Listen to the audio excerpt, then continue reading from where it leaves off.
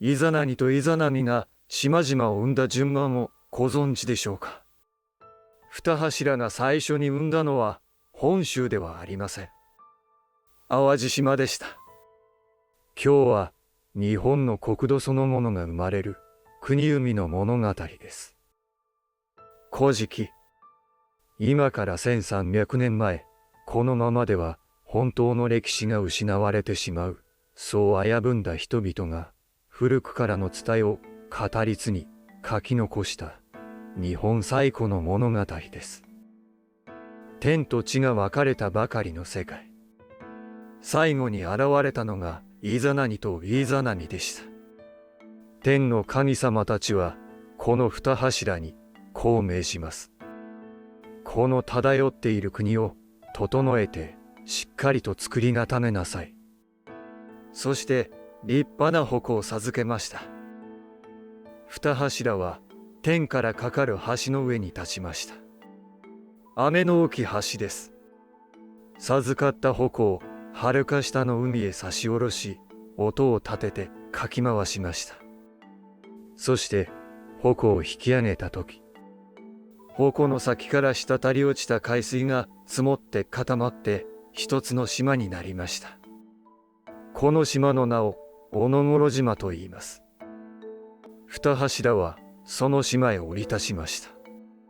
そして大きな柱を立て、大きな御殿をお建てになりました。国づくりの始まりの場所です。そこでイザナギはイザナミに尋ねました。あなたの体はどのようにできていますか。私の体は出来上がって出来きらないところが一箇所あります。私の体にはできすぎたところが一箇所あります。この二つを合わせて国を生み出そうと思うのですが、どうでしょう。それが良いでしょう。こうして二柱は夫婦となって国を生むことにしました。そしてこの太い柱を互いに反対回りに回って出会うことにしたのです。あなたは右から回りなさい。私は左から回って会いましょう。二柱は柱を回り始めました。そして出会ったその時、先に声を上げたのはイザナミでした。本当に立派な青年ですね。本当に美しいお嬢さんですね。けれどイザナギは女が先に声を上げたのは良くないと言いました。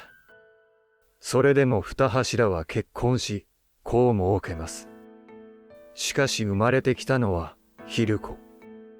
この子は足の船に乗せて流されてしまいました。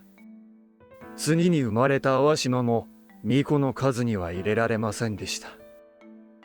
二柱は相談し、天の神様のもとへ登りました。天の神様たちは鹿の肩の骨を焼いて占いました。そしてこう告げます。女が先に物を言ったのが良くなかった。帰り下って改めて言い直しなさい。二柱は地上へ降り、もう一度あの柱を回りました。今度はイザナギが先に声を上げます。本当に美しいお嬢さんですね。本当に立派な青年ですね。こうして二柱による国生みが始まります。最初にお生みになったのが淡路の島。次に四国。古事記はこの島を身は一つ、顔が四つある島だと語ります。伊予、讃岐、阿波、土佐。四つの顔それぞれに名がありました。次に生まれたのは隠岐の島です。そして筑紫の島。今の九州です。この島もまた身は一つ、顔が四つ。筑紫、豊肥、熊曽と呼ばれました。続いて壱岐の島、対馬、佐渡の島。そして最後に生まれたのが大大和豊明津島。今の本州です。この8つの島がまず生まれました。そのためこの国を大屋島国と呼ぶのです。8つの島を生んだ後、2柱はさらに6つの島をお生みになりました。吉備の小島、小豆島、大島。島は次々に生まれていきます。ここからは今日の深掘りです。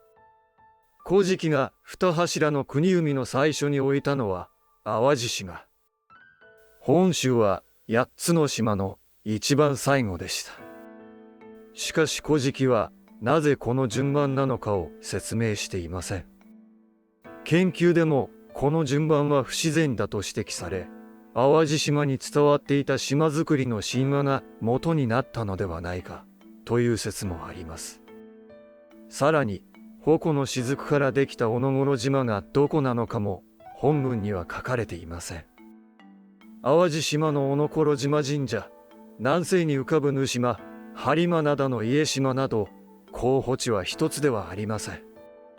答えは決められませんが、国海神話の舞台と伝わる島々へ今も実際に渡ることができます。次回、イザナニとイザナミは島々に続いてたくさんの神々を生みます。しかしその果てに2柱を引き裂く出来事が待っていました。神海とイザナミの死。お楽しみに。